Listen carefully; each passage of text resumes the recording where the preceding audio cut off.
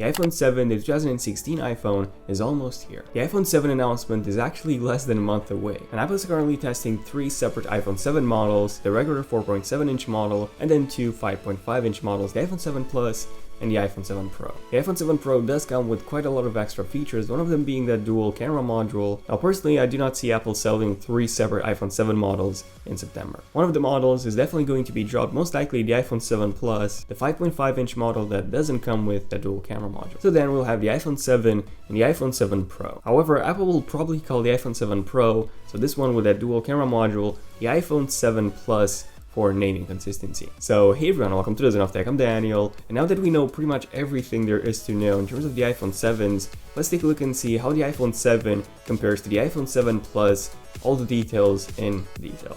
Enjoy.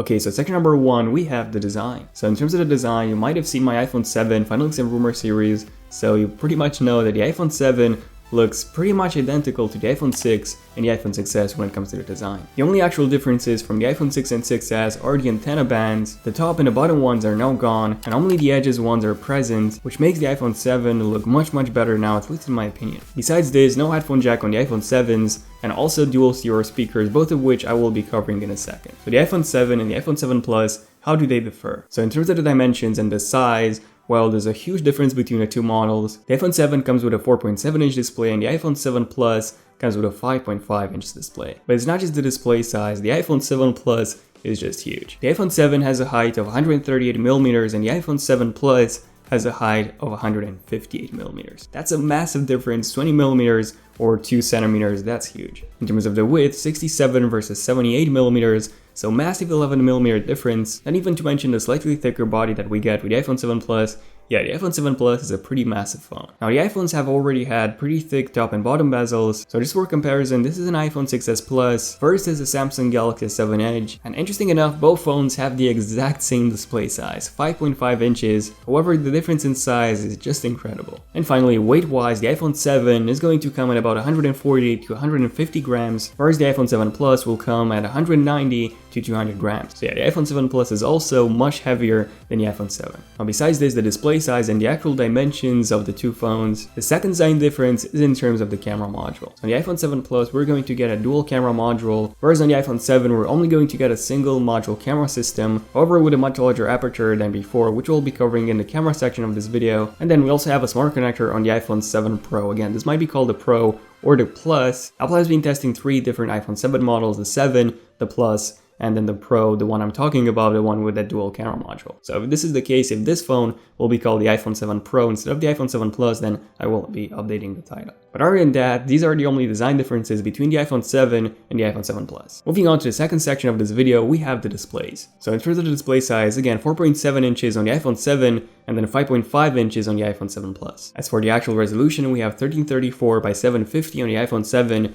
and then 1920 by 1080 on the iPhone 7 Plus. So yeah, much higher resolution display on the iPhone 7 Plus, but even this, a 1080p display, is quite behind something like you get on the Samsung Galaxy S7 or the S7 Edge, which have Quad HD displays, so 2560 by 1440, those displays just look incredible. In terms of the PPI, we have 326 on the iPhone 7, so the standard Retina PPI, and then on the iPhone 7 Plus, we have 401, so much higher, which basically makes the iPhone 7 Plus much better for VR. Although Apple doesn't actually sell any VR headsets, the only VR headset that works on the iPhone is the Google Cardboard. But Google Cardboard is really bad because of the motion blur, so hopefully Apple will develop their own VR headset soon, something like the Samsung Gear VR, or maybe even better. Now, in terms of the display technology, this is still going to stay LCD for both the models, unfortunately. Apple's only going to switch to OLED next year with the next generation iPhone, the iPhone 8 in 2017. And by the way, I actually did a video on all the leaks and rumors regarding the next iPhone, 2017 iPhone, because yeah, the 2017 iPhone is going to be the biggest change yet. And that one is going to come with an OLED display, but until then, LCDs on both the models. Now in terms of the special display features, they both have an ambient display, just like on the iPad Pros. So basically the display will automatically adjust its temperature based on the current lighting conditions. Pretty neat. And then finally, in terms of the actual display glass, both models come with an Ion X strengthened glass. It's a really durable glass, however it's still far behind something like Gorilla Glass 5 for example, which currently is only found in the Note 7, but Gorilla Glass 5 seems to be amazing. According to the manufacturer, which is Corning, Gorilla Glass 5 can withstand drops of up to 1.6 meters on concrete, and that's just insane. Next up, we have the specs. So in terms of the CPU, we're going to get the Apple A10 chip and with the iPhone 7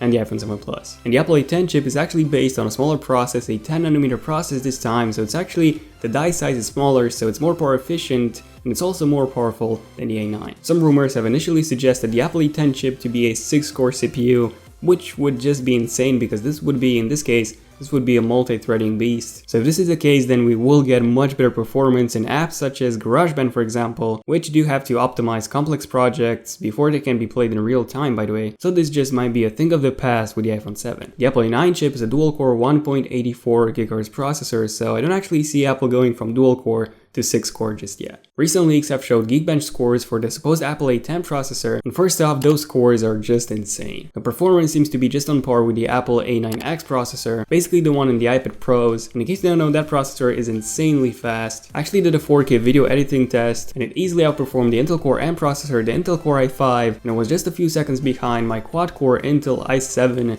Haswell processor. So yeah, the A9X is just insane performance-wise, and apparently the Apple A10 is going to be even better. Also, those Geekbench score leaks have showed the Apple A10 processor to be a dual-core chip. A dual-core 2.37 GHz processor, this is definitely more plausible than a 6-core one. Now on the iPhone 6 Plus, the processor was actually higher clocked than on the iPhone 6, so this might happen again with the iPhone 7, so we might just get a slightly higher clocked version of the Apple A10 chip on the iPhone 7 Plus. But regardless, you won't actually be noticing this difference in real day-to-day use. If this is the case, the iPhone 7 Plus will just be about a second or two behind when it comes to 4K export times. Other than that, you won't be noticing any difference. The Apple A9 chip was made by both Samsung and TSMC, and this time, the Apple A10 chip is going to be made only by TSMC. And this is because with the Apple A9 chip, while the TSMC version actually had a much better battery life than the one produced by Samsung, so this year Apple will be sticking to TSMC only. This is going to be the same for both models. So that's the CPU. Now what about the RAM? So in terms of the RAM, on the iPhone 7 we're going to get 2GB of RAM, same amount of RAM as we had with the iPhone 6s and the iPhone 6s Plus. And then with the iPhone 7 Plus, well, this depends. As I said before, Apple was testing two different iPhone 7 5.5-inch iPhone 7 models, an iPhone 7 Plus and an iPhone 7 Pro. The Pro model is the one with the dual camera, the smart connector, and that one also came with 3GB of RAM. And this is most likely the version that we will be getting only with the iPhone 7 Plus name. So 3GB of RAM on the iPhone 7 Plus and 2GB on the iPhone 7. And same as with the processor frequency, you won't actually be noticing any big difference on the iPhone 7 Plus, and this is because the RAM management in iOS is already pretty good. I actually did a video a while ago in which I compared multiple smartphones with different amounts of RAM, an iPhone 6 with 1GB, an iPhone 6s with 2GB, and a OnePlus 2 with 4GB of RAM. And surprisingly, the iPhone 6s had the best RAM management. It managed to hold the most apps open in the background. So overall, in terms of the performance, even though you won't be noticing that much of a difference between the two models, the iPhone 7 Plus is still a better choice. Next up, number 4, we have the camera. The resolution is going to be the same on both models, 12 megapixels, basically the same resolution as we had with the iPhone 6s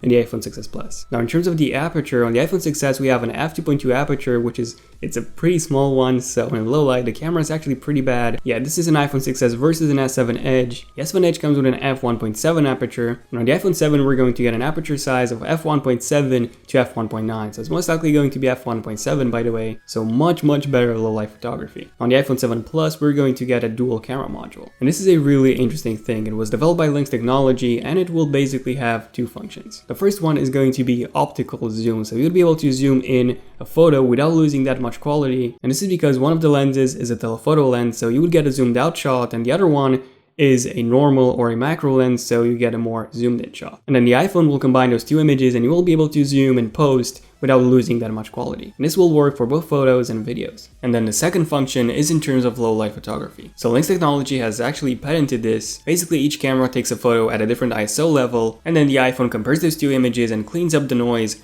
And yeah, the images look like this. Now in terms of the aperture of the iPhone 7 Plus, it should be the same on both the lenses, so between f1.7 to f1.9, again most likely f1.7 on both lenses. So yeah, the iPhone 7 Plus's camera does come with some pretty unique features. Now in terms of other features such as optical image stabilization, previously with the iPhone 6 and iPhone 6s we only had OIS on the iPhone 6s and 6 Plus. Now we're expecting to have it on the iPhone 7 as well. Other than that, on the iPhone 6s you can now record 4K videos and the bitrate is capped at about 85 megabytes per second, so that's usually the maximum bitrate that you can get on these. But with the iPhone 7s, we're expecting to see an increase from 85 to about 100 or 120. Other than that, dual tone flash on both models, and the slow motion is going to remain the same, so 720p at 240 frames per second and 1080p at 120. Now in terms of the front facing camera, we are going to get some pretty big improvements. The resolution is most likely going to stay the same, so 5 megapixels just as we had on the iPhone 6s's. However, on the iPhone 6s we were limited to 720p video, and this is going to be improved to 1080p,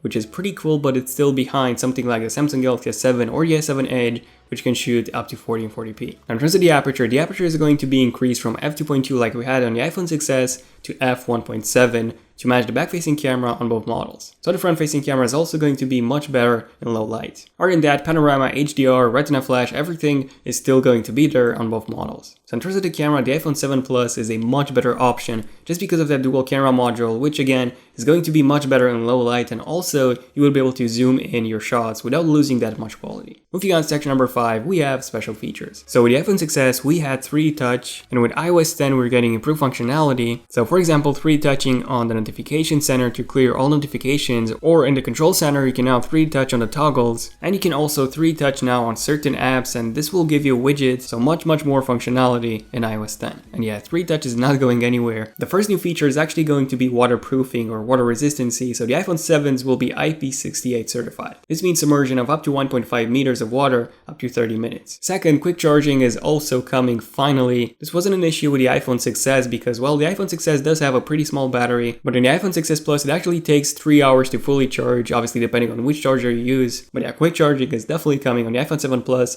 and most likely on the iPhone 7 as well. A feature that's only going to be found on the iPhone 7 Plus is that smart connector. So these are some iPhone 7 Pro casing leaks, and all of them have a smart connector. We do get a smart connector on the iPad Pros as well, and on the iPads it's only used to connect that smart keyboard. So you don't actually need to pair or even power that keyboard. The smart connector does everything. On the iPhone 7 Plus, it's kind of unlikely that we would be getting a keyboard. We'll definitely see some attachments, some accessory that you will be able to buy for that smart connector. Some of them are most likely going to be smart cases or charging pads that will allow you to charge your iPhone 7 Plus much quicker than, for example, by using actual wireless charging. So yeah, the smart connector will definitely have its uses. Other than that, the dual camera, which I talked before, that's also a pretty big special feature unique to the iPhone 7 Plus. Next up, let's talk about the battery life. So on the iPhone 6s, we have a 750 mAh battery, and on the iPhone 7, we're going to get 1960, so quite a major improvement for an iPhone. Now the Apple A10 chip is also much more power efficient than the A9, being based on a smaller process, so overall, the battery life on the iPhone 7 is going to be much better than on the iPhone 6s. Now what about the iPhone 7 Plus? So with the iPhone 6s Plus, we had the 2750 mAh battery, and with the iPhone 7 Plus, we're expecting about the 2800 to 2900 mAh battery. So not a huge improvement, but again, with the Apple A10 chip, it's actually going to be much better than on the iPhone 6s Plus. But overall, if you're a heavy user, then the iPhone 7 Plus is going to be a much better option for you. I'm a pretty heavy user myself, and unfortunately with the iPhone 6s, I cannot make it through a full day of usage. So I actually need a battery case or a battery pack to charge my iPhone. So yeah, if you're a heavy user and you don't want to carry around a battery case or a battery pack, then definitely get the iPhone 7 Plus. Next up, number 7, we have the capacity. So with the iPhone 6s, the baseline model was 16 gigabytes, and 16 gigabytes in 2016 is simply a joke. Especially because now you can actually record 4K videos with the iPhone 6s, so 16 gigabytes is definitely not enough, at least not when you don't have an option for an SD card. But with the iPhone 7, that's going to change. So the baseline model is going to be 32 gigabytes on both models, finally. So we're going to have 32, 64, and 128 on the iPhone 7, and 32, 128, and also a special edition 256 gigabyte option as well. Now, to be honest, nowadays, not even 32 gigabytes is enough when you can record 4K videos and when apps can actually take quite a lot of space. So definitely get at least 64 gigabytes of storage. And finally, we have the price. So these are the prices for the iPhone 7 and the iPhone 7 Plus in the US and the UK.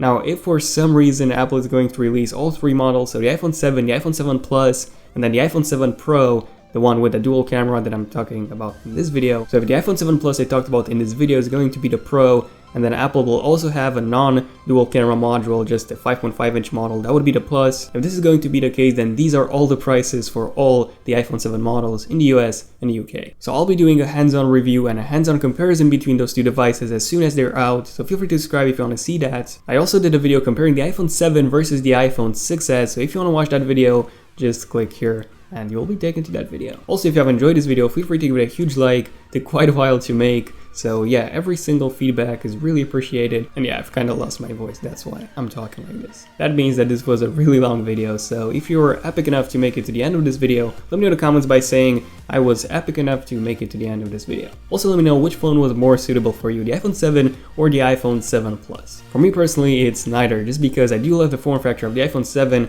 but I also want the performance and the camera features of the iPhone 7 Plus. So I'll be getting both the models, so lots of coverage once they're out, and then I'll decide which one to keep. Other than that, also feel free to follow me on Twitter for more tech updates there as well. And also don't forget to turn on notifications on my channel on both desktop and mobile. On mobile by simply clicking on that bell icon next to my channel so that you're notified as soon as I upload a brand new epic video. Other than that, this was pretty much it for this video, so thank you all for watching this video up until this point. I'm Daniel, and I'll see you guys in my next one. Zen of Tech, signing out. Cheers.